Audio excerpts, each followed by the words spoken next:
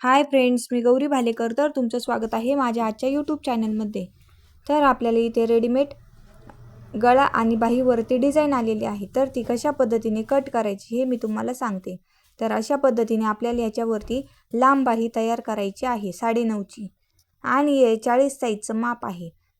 तर अशा पद्धतीने आपलं 40 म्हणजे 40चा चौथा भाग हा 10 इंच येतो, प्लस त्यामध्ये 1.5 इंच मार्जिन ठेवायचे आहे. तर अशा पद्धतीने आपण इथे बाही आपल्याला मोठी करायची आहे, म्हणजे 9.5 अशा पद्धतीने मार्किंग येत आहे. तर ते आपल्याला कशा पद्धतीने ॲडजस्ट करून कट करायचं आहे हे मी तुम्हाला एकदम सोप्या पद्धतीमध्ये सांगणार आहे. तर अशा पद्धतीने आपण इथे अस्तरवरती बाही कट करून घेतली आहे. बॅक पार्ट, साईड पार्ट, कटोरी आणि क्रॉसपट्टी हे सर्व मापे आपण अस्तरवरती कट करून घेतली आहे. तर ते आपण ब्लाऊज पीसवरती कसे कट करायचे, तर अशा पद्धतीने आपण सुरुवातीला बाही कट करून घेणार आहोत. तर बाहीची जी डिझाईन आहे ती दोन्ही पण आपण एकमेकावरती म्हणजेच ती दोन्ही पण डिझाईन आपण व्यवस्थित अशी एकमेकावरती ठेवून घेतली आहे.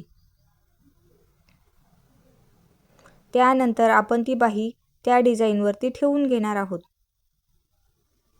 तर अशा पद्धतीने त्या डिझाईनचा सेंटर आहे आणि आपल्या बाहीचा सेंटर आहे, हे दोन्ही पण एकमेकावरती ठेवून घेणार आहोत.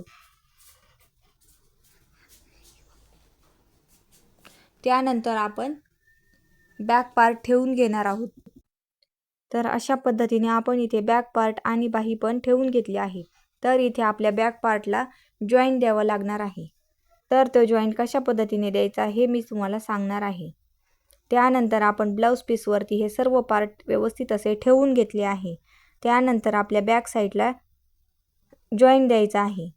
तर अशा पद्धतीने आपण आधी बाही कट करत असतो. बाहीला आपण कडेने म्हणजेच फिटिंगच्या बाजूने जॉईंट देता येतो, परंतु आपल्याला डिझाईनवरती जॉईंट देता येत नाही.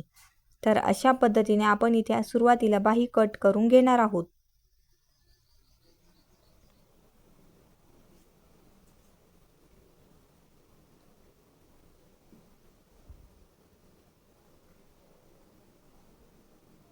तर आपल्याला याचा गळा पण कमी डीप करायचा आहे.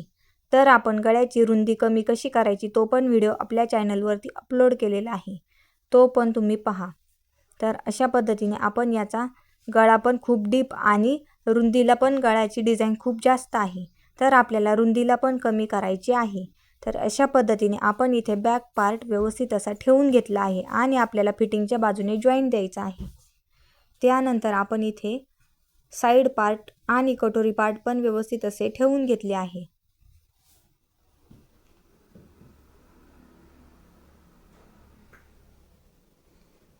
त्यानंतर आपण इथे कटोरी ही तिरक्या बाजूने कट करीत असतो, म्हणजेच कापड हे तिरक पद्धतीने, म्हणजेच ती कटोरी ब्लाऊज आपल्याला घातल्यावर एकदम व्यवस्थित बसेल अशा पद्धतीने आपण कापडावरती कटोरी कट करून घेत असतो.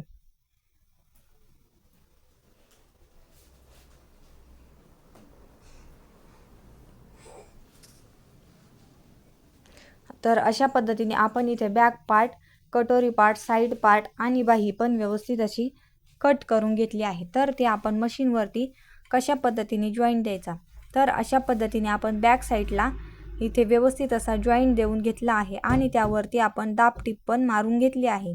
तर आपल्या गळ्याला आपण रुंदीला पण कमी करायचा आहे आणि आपल्याला ह्यो जास्त डीप आहे, तर आपल्याला कमी डीप गळा तयार करायचा आहे. तर अशा पद्धतीने आपण गळ्याचा सेंटर काढून घेतला आहे आणि बॅक पार्ट त्यावरती ठेवून घेतला आहे. तर अशा पद्धतीने आपला बॅक साईडचा गळा तयार झाला आहे आणि आपण फिटिंगच्या बाजूने पण इथे व्यवस्थित असा जॉईंट देऊन घेतला आहे. तर अशा पद्धतीने जॉईंट देऊन घेतला की हे आपलं फिटिंगमध्येच जाणार आहे.